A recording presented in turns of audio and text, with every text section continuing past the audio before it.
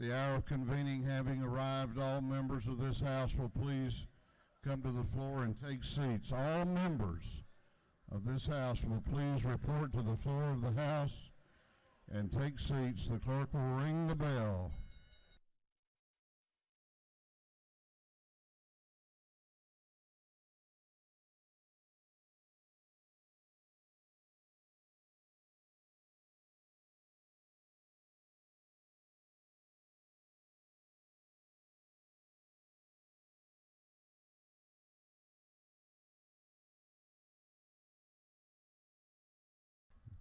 All members will report to the floor of the House. We're going to have the morning roll call.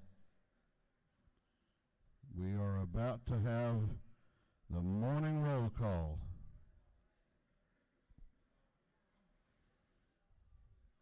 All members present in the House will please vote green to signify their presence, and the clerk will unlock the machines.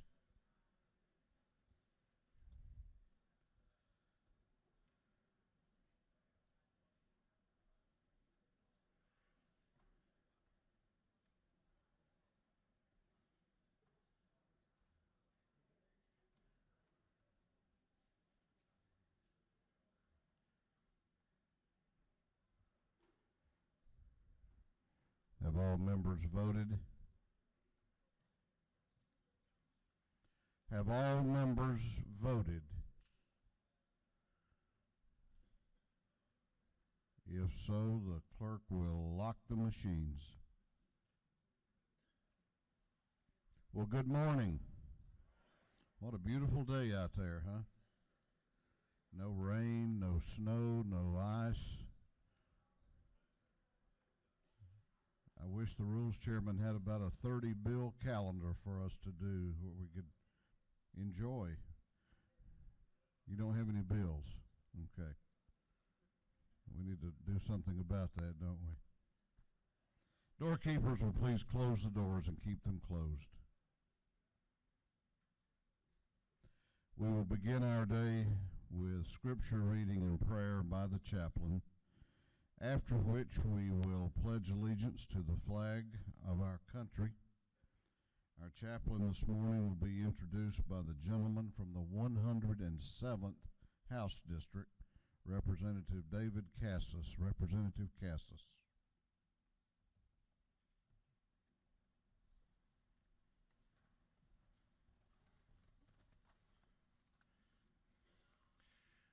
Thank you, Mr. Speaker.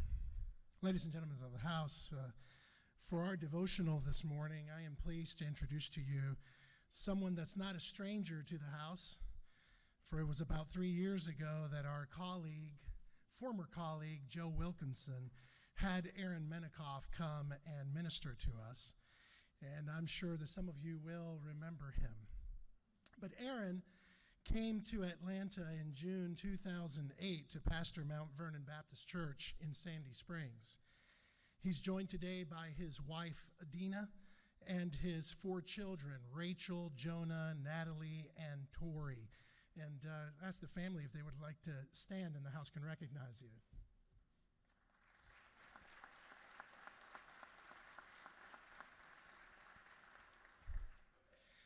We also welcome some of the pastoral staff and members of Mount Vernon Baptist Church sitting in the gallery. Welcome to your State House. The Menikoffs moved to Atlanta from Louisville, Kentucky after Aaron completed his Master's of Divinity and his PhD from the Southern Baptist Theological Seminary, my alma mater. Prior to pastoral ministry, Aaron worked as a legislative assistant to the late U.S. Senator Mark Hatfield of Oregon. After leaving his career in politics, Aaron went on staff and served as elder at Capitol Hill Baptist Church in Washington, D.C. While in seminary, Aaron served as an elder and interim pastor at 3rd Avenue Baptist Church. He is author of Politics and Piety, Baptist Social Reform in America, 1170 to 1860, and has contributed several articles to 9 Marks, the Gospel Coalition, Christianity.com, and the Kairos Journal. He is also a visiting professor at Reformed Theological Seminary here in Atlanta. But what is most admirable about Aaron, besides his love and care for his family, is his love for people, because it flows from his love for the Lord Jesus.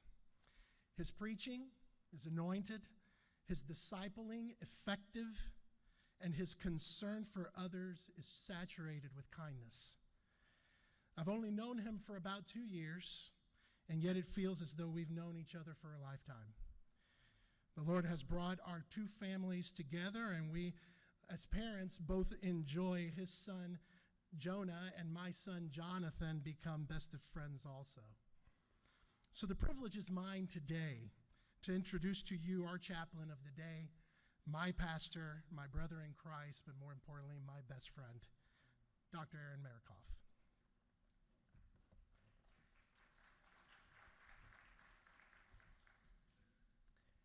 Thank you so much for those kind, heartfelt words. I'm so thankful. Thank you, Speaker Ralston, for the invitation. Again, Dr. Casas for the kind introduction. And finally, I am honored to be here. And I'm thankful that you're here, that you have joined me. I realize that not all of you claim to be Christian, and that makes me appreciate your presence here all the more. Please listen to the Gospel of Matthew, chapter 15, verse 8, where Jesus said, "This people honors me with their lips, but their heart is far from me." Verse 10, "And he called the people to him and said to them, 'Hear and understand. It is not what goes into a mouth that defiles a person, but what comes out of the mouth. This defiles a person.' Verse 18, 'But what comes out of the mouth proceeds from the heart, and this defiles a person. For out of the heart come evil thoughts, murder, adultery, sexual immorality, theft, false witness, slander.'" Years ago, during Jim Crow, a little boy named Eddie Irvin walked past a white church in Scotts, Mississippi, where the little white kids in their suits and sundresses threw rocks and taunted a little black boy. And it led Eddie to ask his grandparents the question, what kind of God they got up inside that church? One day in Jerusalem, a group of well-dressed Pharisees taunted Jesus. They didn't throw rocks. That would come later. Jesus said to his disciples, "This people honors me with their lips, but their heart is far from me." He might as well have asked them what kind of God they get up there inside that synagogue. What good is religion if it doesn't change the heart? Our fundamental problem, the fundamental problem of humanity, is the heart. Out of the heart come evil thoughts, murder, adultery, sexual immorality, theft, false witness, slander. It's not an exhaustive list, but you get Jesus' point. The problem is the heart. I once was flying from Cairo to Dubai, and I sat between a Muslim and a Hindu. It sounds a little bit like a joke. It really happened. We got to talking, and I asked my new friends, well, what do you think the biggest problem in the world is today? And my Muslim friend answered war, and my Hindu friend answered poverty. And in the middle seat, I politely disagreed. I said, it's actually worse than that. War and poverty, just the symptoms of a deeper problem. I said, the real problem is sin, and sin comes from our heart. In 2008, I was at the annual Southern Baptist Convention. I ran into an old friend from seminary. I was coming to a church in Georgia. He was leaving a church from Georgia. I asked him what happened. He said the deacons of the church refused membership to an African-American couple. I was shocked. How could this happen? How can little white kids throw rocks at little black kids? And how can big white deacons refuse membership to God's children because of the color of their skin? But I knew the answer. Humanity's biggest problem is the heart. Being raised in a Christian home won't change the heart. Going to church won't change your heart. Being a deacon won't change your heart. Legislation won't change your heart.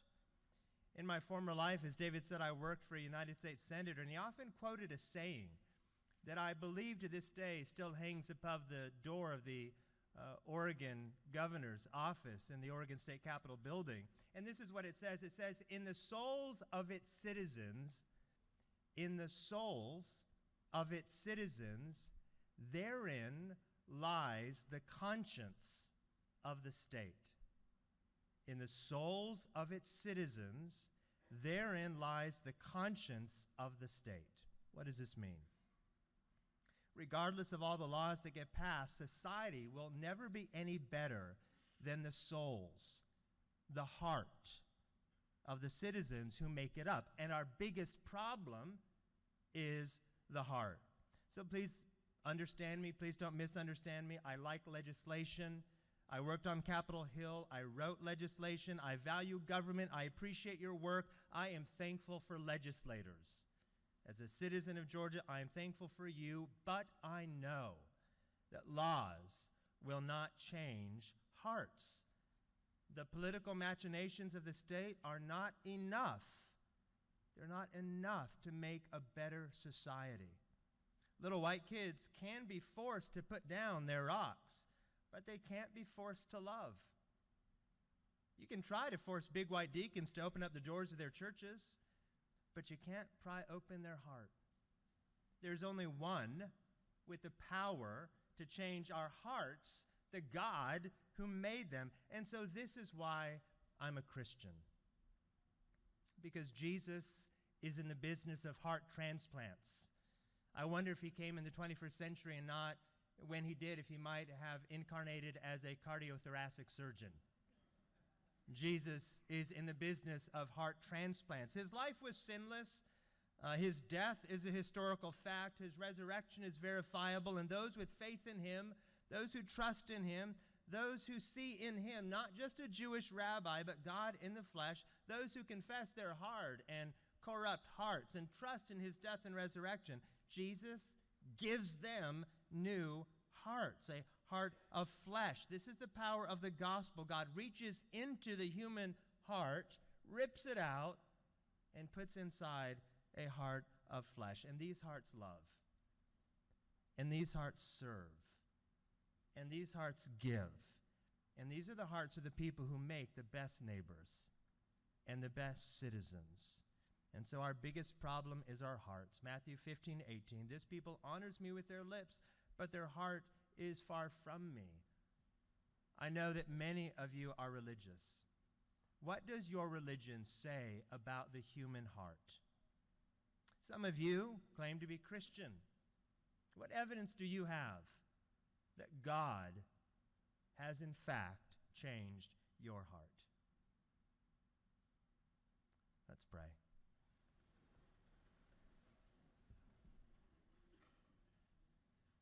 Father, Son, and Holy Spirit, I thank you for being a heart-changing God. And we come to you with all sorts of concerns for society and concerns for our own lives. And I pray we would understand you are our only hope. When the bright lights of this life fade into the valley of the shadow of death, help us to believe you are Creator and Redeemer, Savior and Judge. Thank you for the men and women of this body. Help them serve as leaders who will one day give an account. Give them wisdom to work together for the greater good of this state. In the name of King Jesus, I pray. Amen. Would you join me as we pledge allegiance?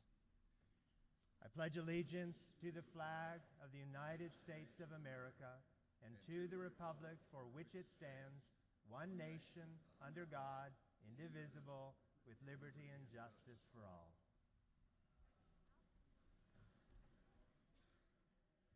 Doorkeepers will unlock the doors.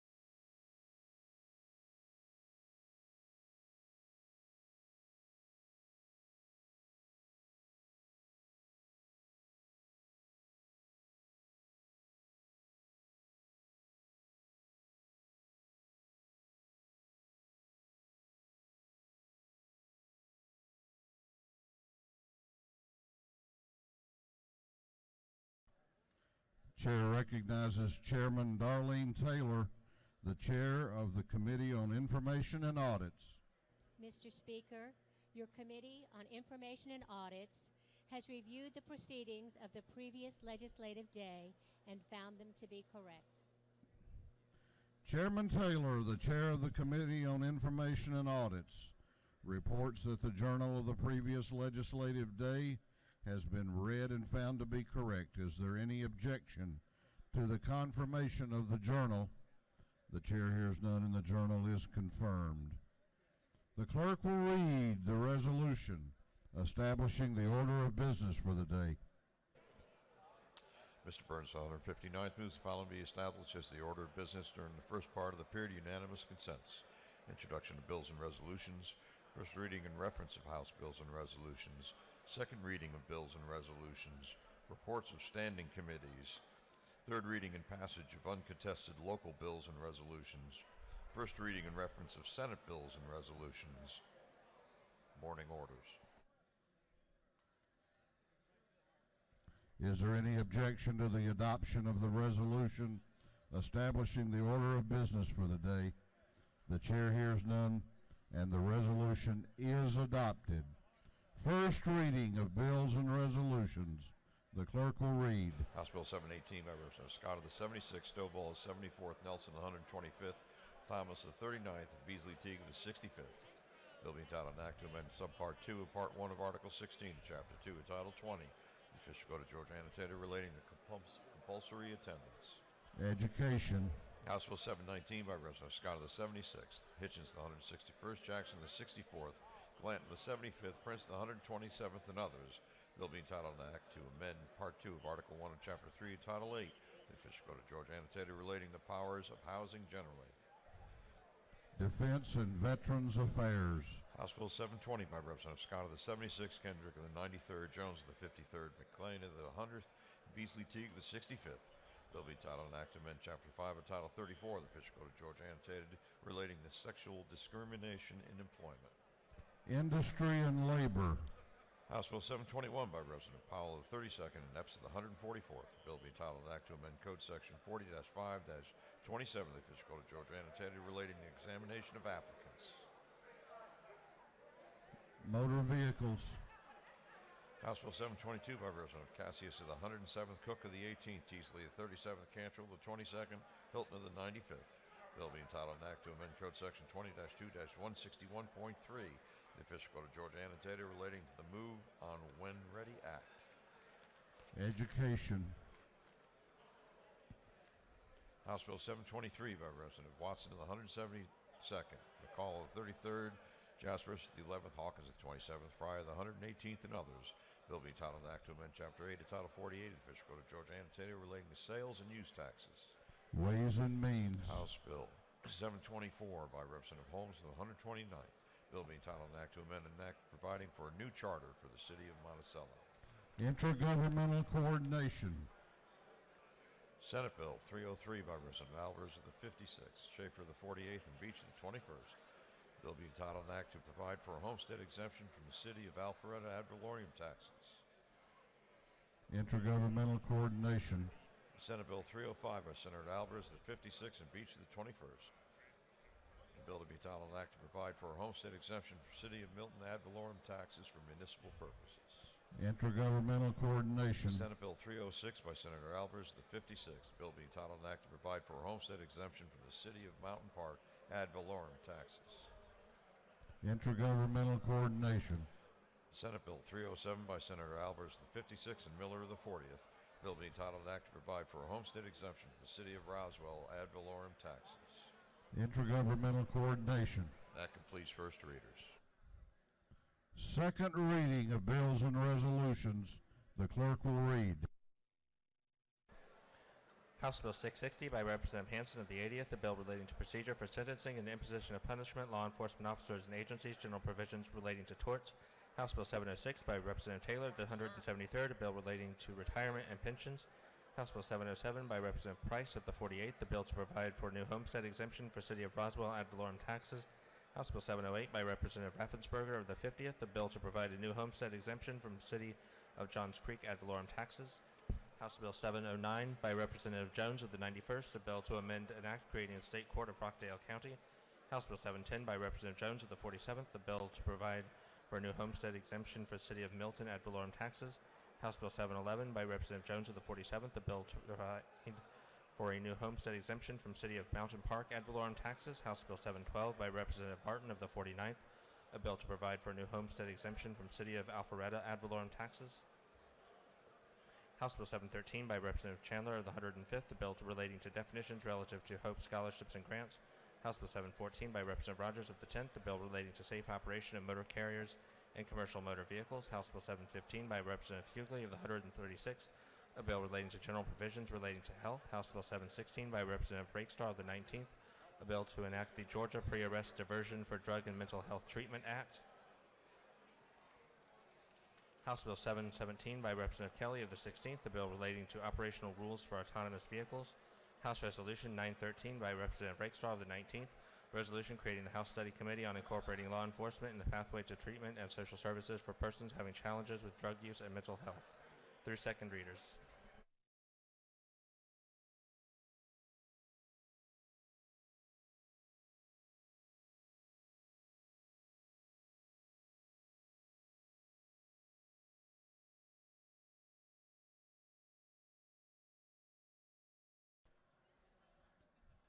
Reports of standing committees. The clerk will read.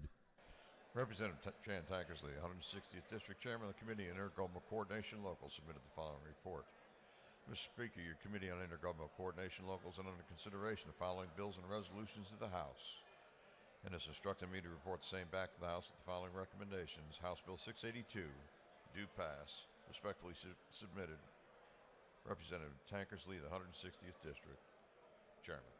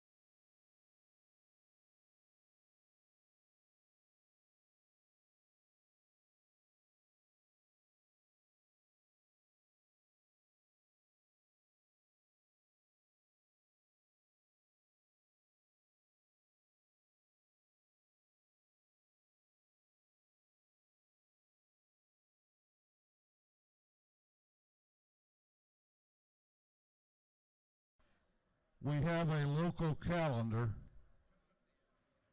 We have a local calendar today. We're going to be voting third reading and passage of uncontested local bills.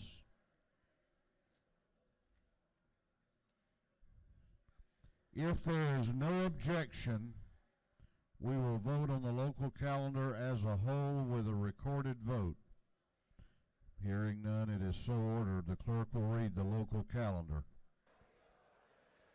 House Bill 682 by Representative Jones in the 167th, Long County. This bill staggers the terms of office for the county commission districts.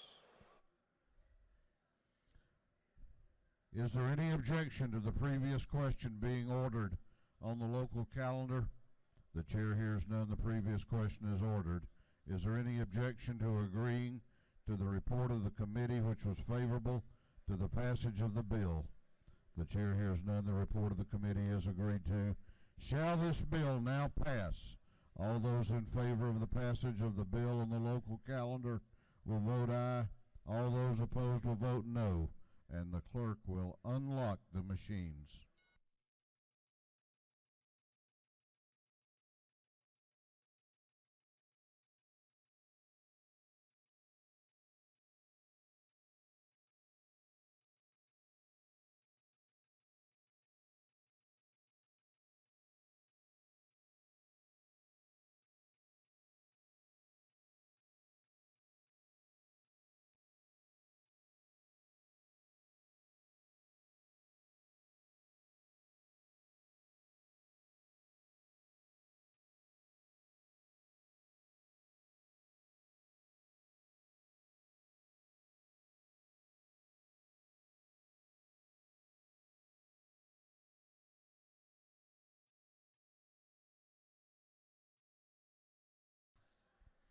Have all members voted? Have all members voted? Have all members now voted? If so, the clerk will lock the machines on the passage of the bill on the local calendar. The ayes are 160, the nays are 0. This bill, having received the requisite constitutional majority, is therefore passed. We are now going on to morning orders. Morning orders.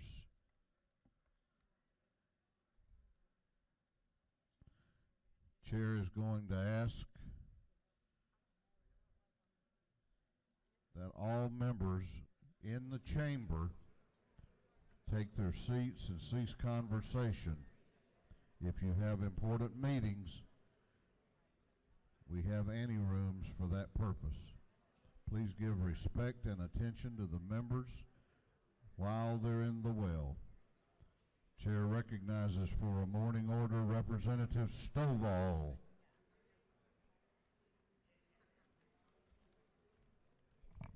Thank you, Mr. Speaker and members of the House. Good morning. I'm here this morning in recognition of National School Choice Week. I'm wearing my yellow scarf in support.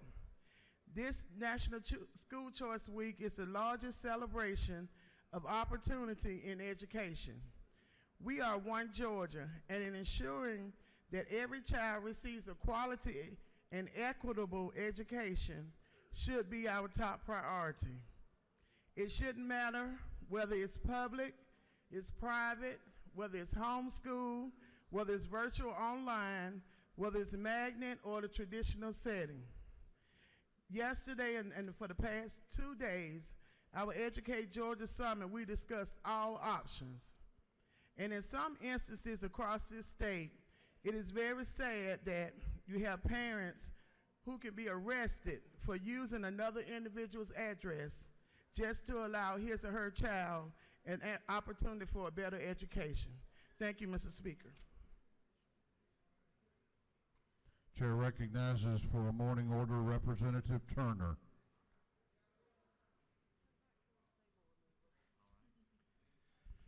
Thank you, Mr. Speaker. At this moment, 42 years ago, my 17-year-old mother was in her 18th hour of labor with me. And I wouldn't be born for a few more hours. And I was born 9 pounds, 14 ounces at that point in time. My mother did not have the benefit of pain medication. And so the story in my family is that's why my name is spelled S-C-O-T. It's a 4-letter word. It's the only way she knew how to talk after 22 hours of labor. But more seriously, the stories in my family were not always that funny. The story that my mom liked to say, having given birth to me at 17 years of age, was that we grew up together. And that wasn't really always true. I don't know if really, frankly, either one of us had truly grown up. But there came a point in time during my life, and even some of the closest members in this chamber don't know about this. where it became obvious I could not stay in the same house as my mother as a single mom, and I had to go someplace else. I was blessed enough to have grandparents who stood in for my mother and took care of me for a short period of time. So last year, when Representative Fleming brought HB 359, I saw my own childhood in that piece of legislation. I enthusiastically supported that effort. And so now, as we do so often in this body, we try to adopt good policy for children and families in Georgia and try to set politics aside. And I see two great pieces of legislation that will help families and children in Georgia. And I know it's an election year and all kinds of funny things happen in this building, Mr. Speaker. But if you're part of that conversation that actually has an impact on how this legislation and that other piece of legislation are going to turn out, I call on you to doubt a little bit of your own infallibility. Representative Reeves has done amazing work on that adoption bill. Representative Fleming did amazing work on the Securing Families bill. Let's try to find a way forward for both of those policies because they're good. And so, Governor Deal, if you're listening to this, please move towards the middle on that. Families and children for generations will thank you, I promise you. Thank you, Mr. Speaker.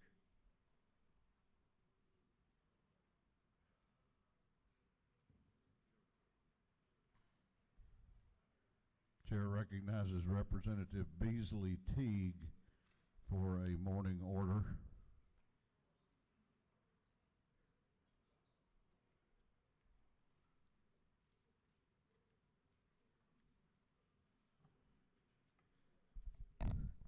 Thank you, Mr. Speaker. I'm here to just say thank you to my colleagues. I couldn't do it the other day because I would have cried. But thank you for the love and kindness you showed me in August of last year. And I just really, truly appreciate it. You never know what's going to get you through a situation, but it helped me. And that's why I'm here today, to just say thank you. And I bless you, and I appreciate each and every one of you.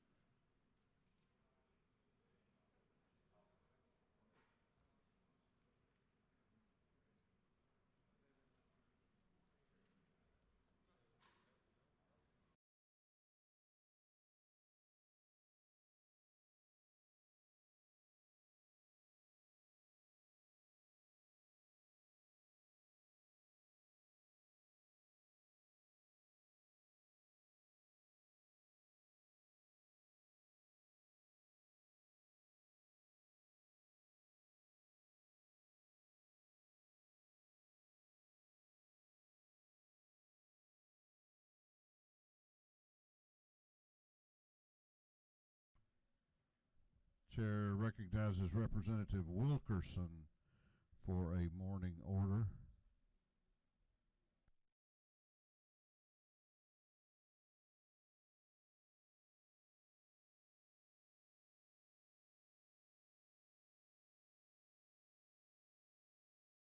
Button.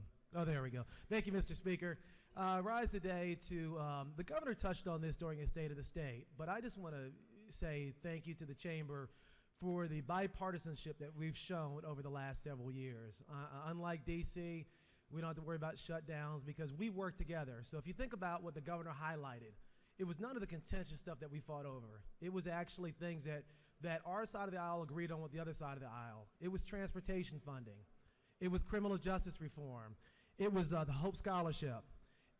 Those type of issues are issues that we value, that everybody values in the state of Georgia. And I just encourage this chamber to continue to work on those things that we value together.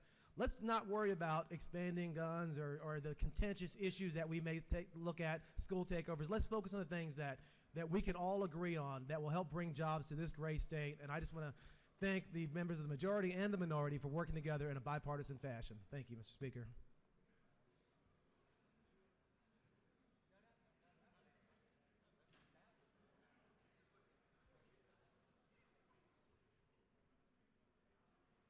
Chair recognizes Representative Mosby for a morning order. Thank you, Mr. Speaker. Good morning, colleagues. I'm not here selling strawberries or the funeral home business, none of that. How many of my colleagues here are YMCA members, serve on boards? There we go. See the number out here? I also serve on the YMCA board as well for the Eastlake YMCA. So the YMCA of Metropolitan Atlanta has been working for a while with the South African YMCA here in Atlanta and in Johannesburg. Locally, the YMCA provides technical assistance in the areas of program development, volunteer development, management, and fundraising for the sole purpose of strengthening the South African YMCA.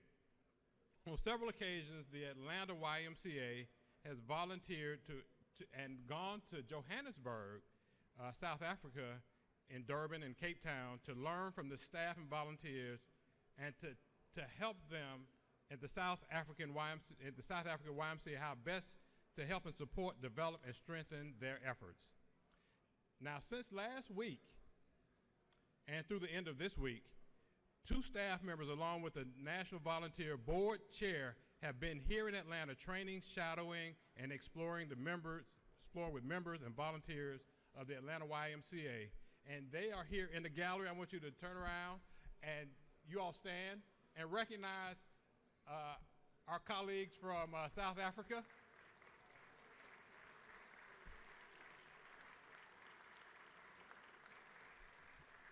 We are happy to welcome Ruby Mathang, the National Board Chair of South Africa YMCA, Portia Tashibi, the General Secretary of Soweto YMCA, and Yolandi Zulu, Financial Development Director of the South African National Office in Durban, South Africa. They've been here experiencing our beautiful and wildly volatile weather here in Atlanta, and they've loved their experience here, and I just wanted to thank them for being here and the work that they do. Thank you very much. Thank you, Mr. Speaker.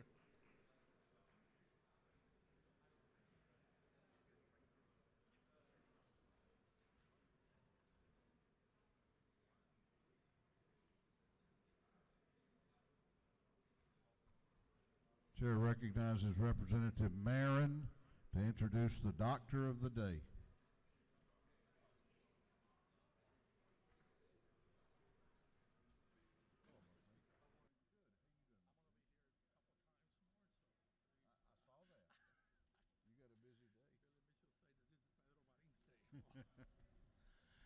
Thank you, Mr. Speaker. Good morning.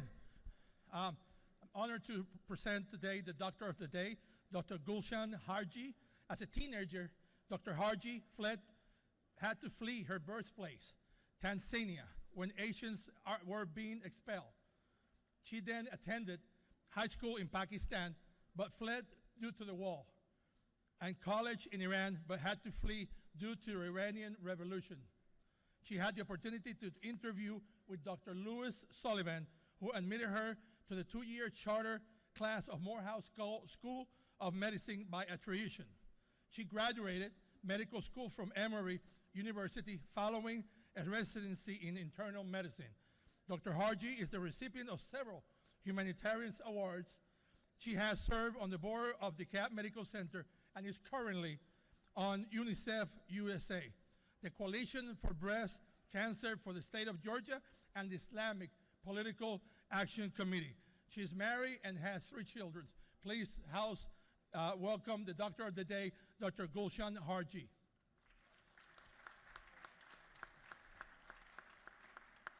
Thank you very much. Thank you. I love coming here to the clinic at the Capitol.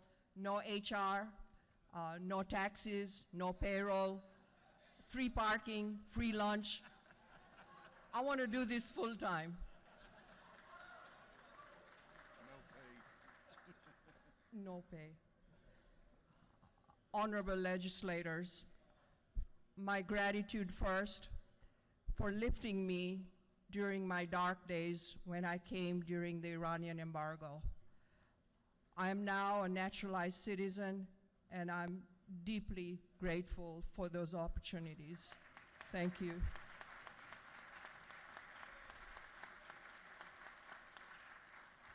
But I also want to thank you today for all the efforts and all the difficult decisions you make on a daily basis. Thank you. Thank you very much.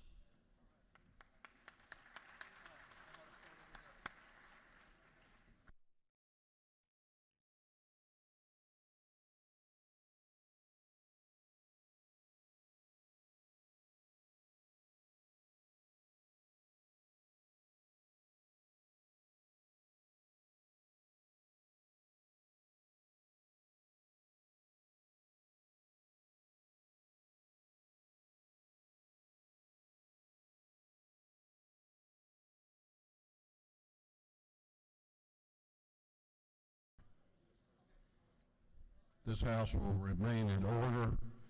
We are about to recognize some very distinguished Georgians.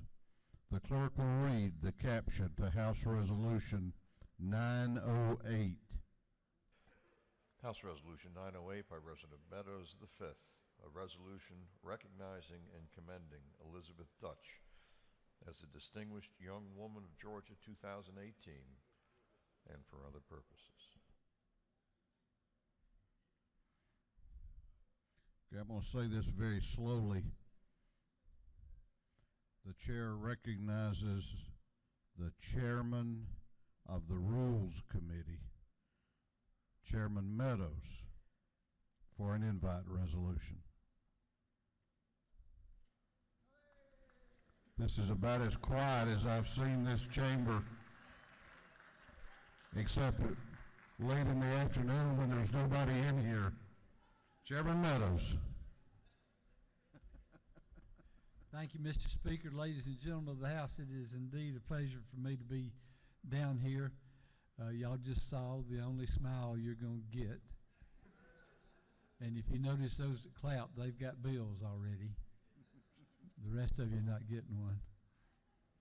You know, one of the neat things about being an elected official and serving in this House is that you have the opportunity to bring citizens from your hometowns or counties down to be recognized for any number of different things, but sometimes some of them are a little bit better recognition. I have that honor today.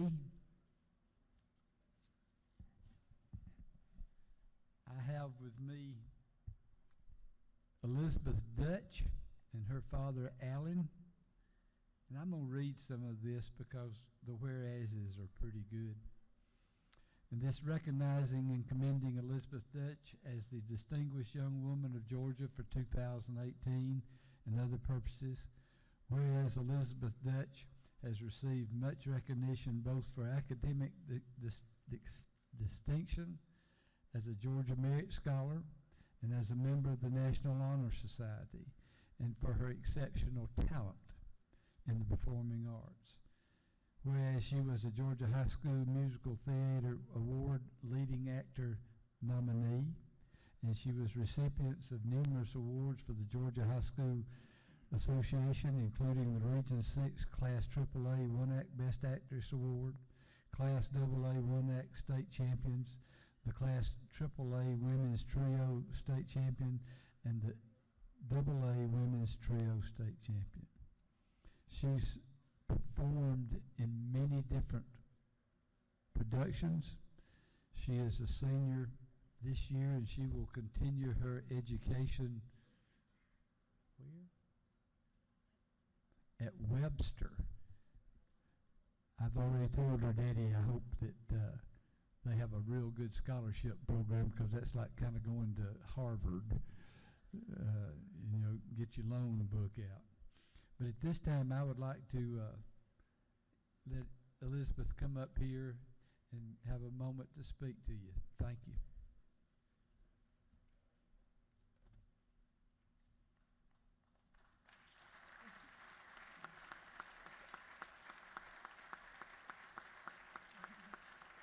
Thank you. I just would like to thank you all for having me here today. Distinguished Young Women is a national-wide scholarship program, and so I am the 2018 representative for Georgia.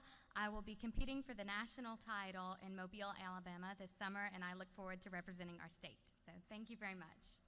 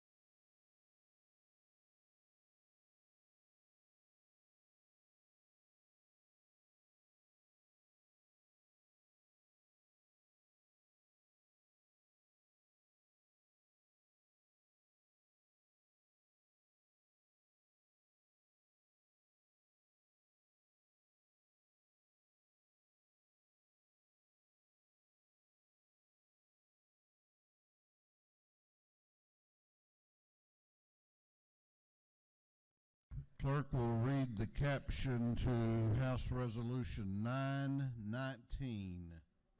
House Resolution 919 by Resident Barr of the 103rd, Casas of the 107th, Marin of the 96th, Gonzalez of the 117th, and Lopez of the 99th. A resolution recognizing and commending the Georgia Hispanic Chamber of Commerce and for other purposes. Chair recognizes for an invite resolution, Chairman Timothy Barr. Chairman Barr. Thank you, Mr. Speaker.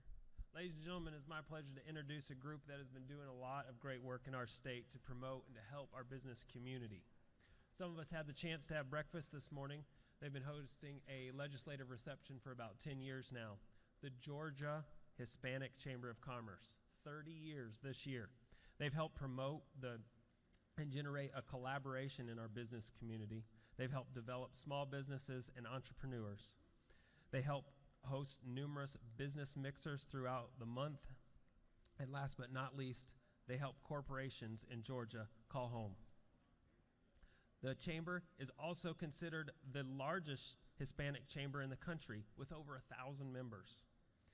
Without further ado, I'd like to introduce one of the main men behind this, Mr. Marquez. I'd like to thank the Speaker and Chairman Barr and the Latino Caucus and all of you for having us here today. I stand before you as an immigrant from Cuba, as a Georgian, as an American, and I'm very humbled and very proud to be here with you today. Thank you for your service, and thank you for all that you do to help build our businesses. I'm standing here representing 60,000 Hispanic businesses throughout the state of Georgia. We need your help to continue to grow their capacity so we can create jobs for this beautiful state, the best state to do business in the country. Thank you all for your service and your help.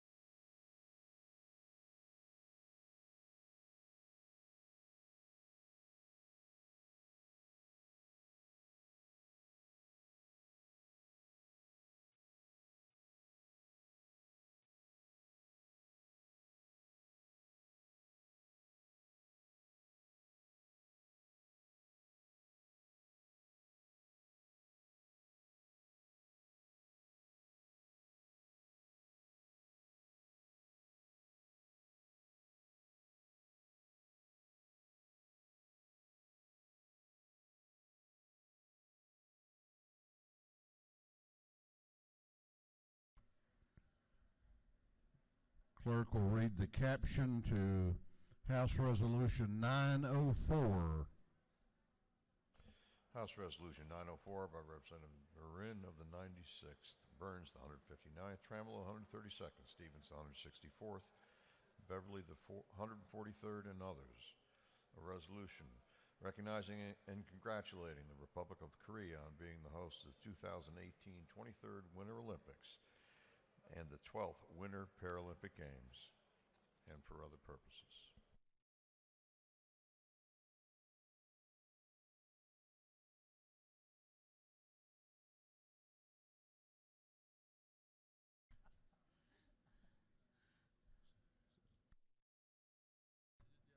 Chair recognizes Representative Marin for an invite resolution. Thank you, Mr. Speaker. One more time. As someone that represents most of the Korean business in this great state, we're really fortunate that here in Georgia, our relationship with South Korea is now stronger than ever. I would like now to welcome to the House of Representatives Mr. Jong-Jun Kim, Consul General of Republic of Korea in Atlanta. Consul General Kim has been accredited the position since December 2017. Previously, he served as Ambassador for the Arctic Affairs and Director General for the International Economic Affairs in the Ministry of Foreign Affairs of the Republic of Korea. Also, his tie with Georgia goes back to the 90s when he did graduate courses in Atlanta. With that, I want to welcome Mr. Jong-Jun Kim, Consul General of the Republic of Korea in Atlanta, to talk to us about something exciting that's happening next month in South Korea, especially in Pyongyang. Thank you, Mr. Speaker. Consul?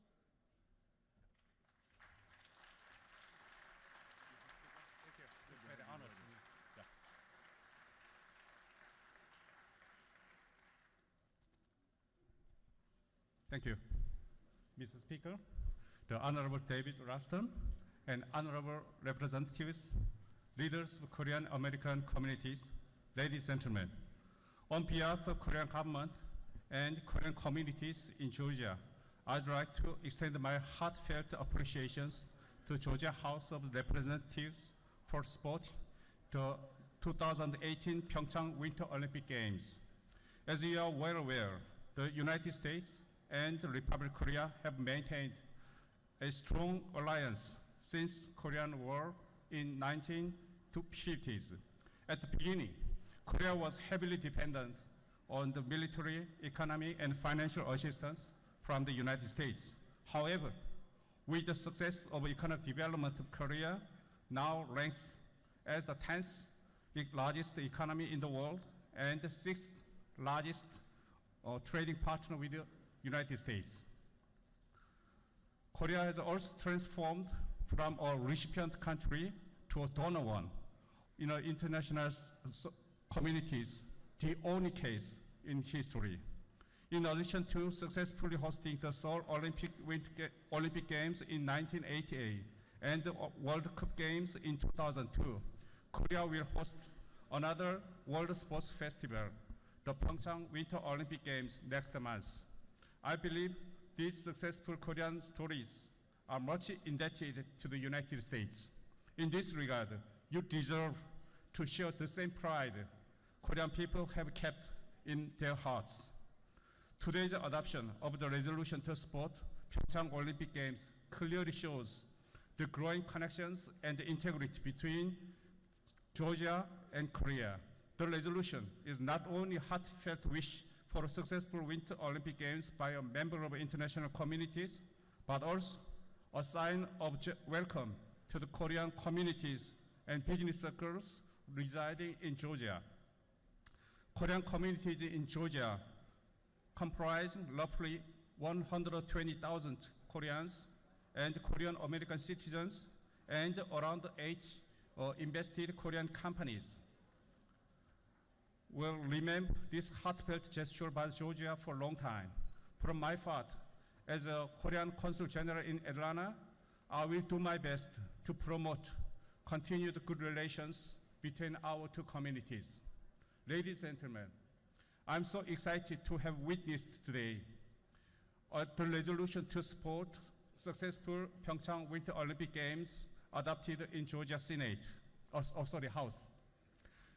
This day will serve as an opportunity for all people in Georgia to consider the spirit and purpose of the Olympics, promoting peace and unity within the international community through the mediums of sports.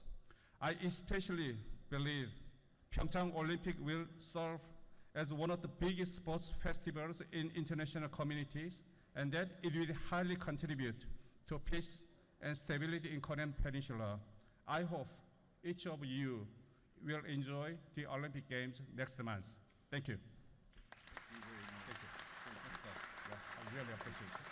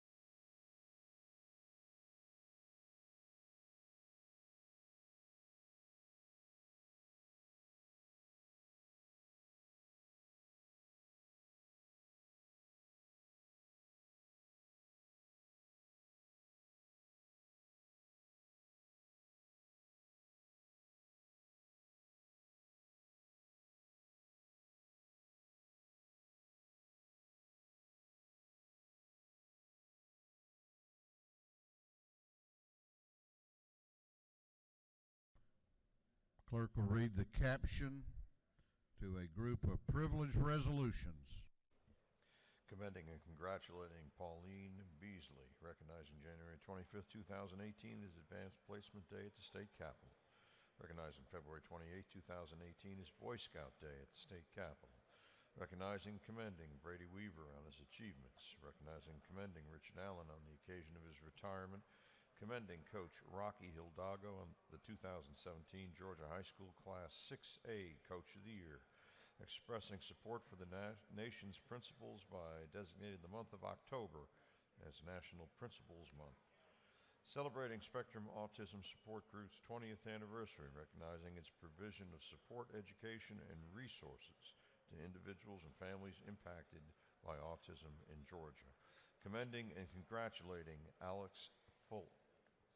Recognizing January 23rd, 2018 as Mary Moss Young Cummings Day at the State Capitol. Recognizing January 25th, 2018 as Electric Vehicle Day at the State Capitol, and for other purposes, this completes the reading of the privileged resolutions. Is there any objection to adopting the privileged resolutions? The chair hears none, and the resolutions are adopted. If you have signed up for an announcement, please be making your way to the front of the chamber. Chair recognizes for an announcement Representative Laricki.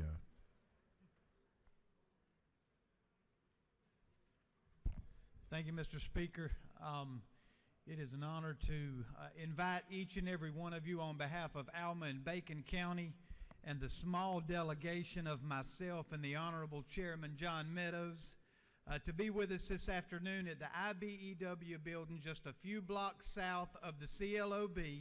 And it's Alma and Bacon County. They do a low country boil with barbecue. It is the best meal of the year, and would love to have you with us this afternoon. Ladies and gentlemen, I'm going to agree with Dominique. If you want fed, come on down, because they've got shrimp and oysters out the wazoo, and then they've got something called mull, and it's made with roadkill. And it's surprising how good that is once you get past the roadkill portion. But again, it starts today at 5 o'clock. The best feed you'll have when you're down here. Show up. Thank you.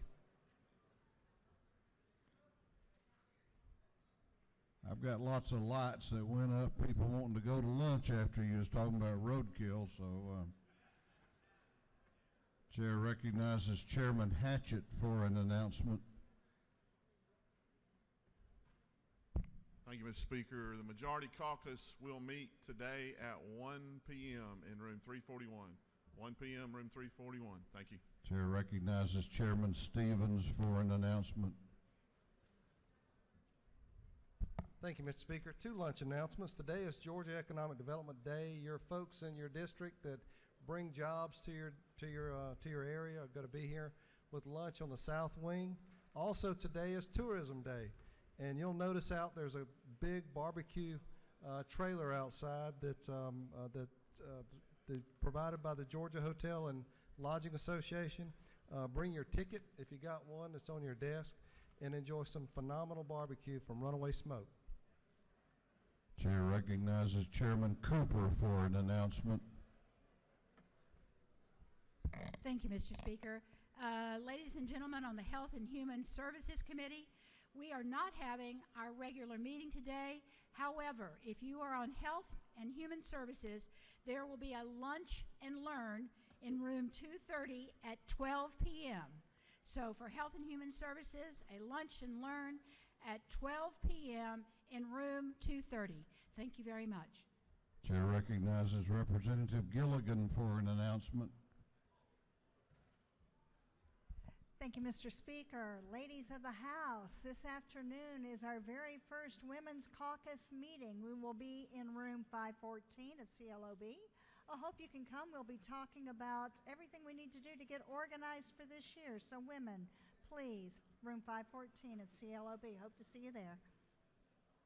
Chair recognizes Representative Thomas for an announcement.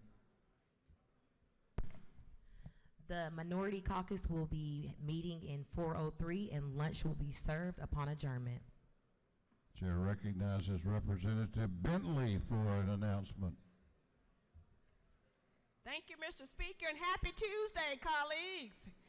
I need to see all members of the Rural Advisory Council. If you were appointed by Speaker David Ralston to serve on the Rural Advisory Council, will you please come to my desk? I need to speak with you about some legislation. All members of the Rural Advisory Council, thank you and happy Tuesday, colleagues. Chair recognizes the Majority Leader for an announcement. Colleagues, I want to invite you on tomorrow, Wednesday at 2:30. We're going over to Emory and see the latest advancement in treatment for cancerous tumors. Their proton machine, which is only 25 active in the world, and this is coming online. This is one of your last opportunities to view this and hear about the machine and how it will impact the lives of our citizens before they close it in and get ready to start treatments in the latter part of this year. So if you'd like to join us, call my office. We're going to leave at 2:30 tomorrow for a couple of hours to go over to Emory and view this machine and have some conversation about just how important this machine will be to the health of our Georgia citizens. So let me know if you want to join us at 2:30 on Wednesday. Chair recognizes Chairman Parsons for an announcement. Thank you, Speaker. Energy, Utilities, and Telecommunications is going to meet today at 2 o'clock in room 403 of the Capitol. We're going to be talking about net neutrality, which is a very important issue. You may be asked questions about it, and probably something you want to know a little bit more about. I expect it to be a fairly not a long meeting, but a very productive and informative meeting. Energy, Utilities, and Telecommunications, 2 o'clock room 403 of the Capitol. Thank you.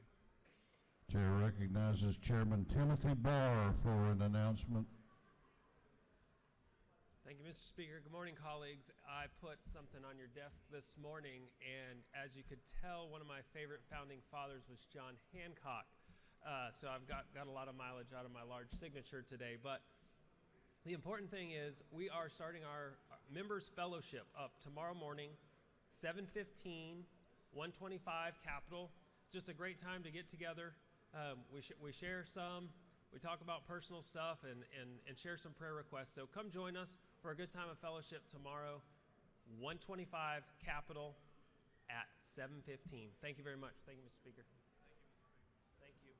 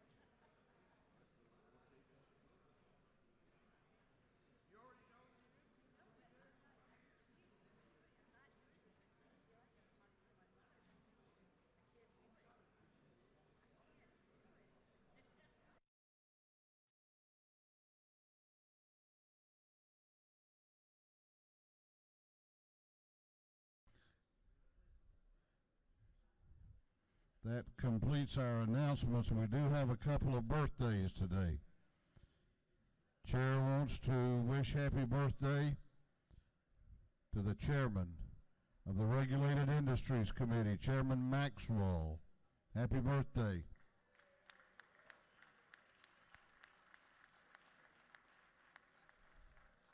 And to Representative Scott Turner, happy birthday.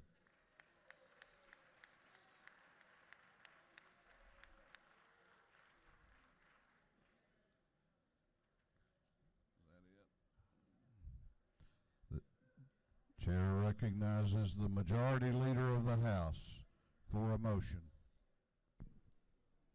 Mr. Speaker, I move this House stand adjourned until 10 a.m. Wednesday, January the 24th, 2018. The Majority Leader has moved that this House be adjourned until Wednesday, January 24 at 10 a.m. All those in favor of the motion will say aye. Those opposed will say no. The ayes have it. This House will be adjourned until Wednesday, January 24th at 10 a.m.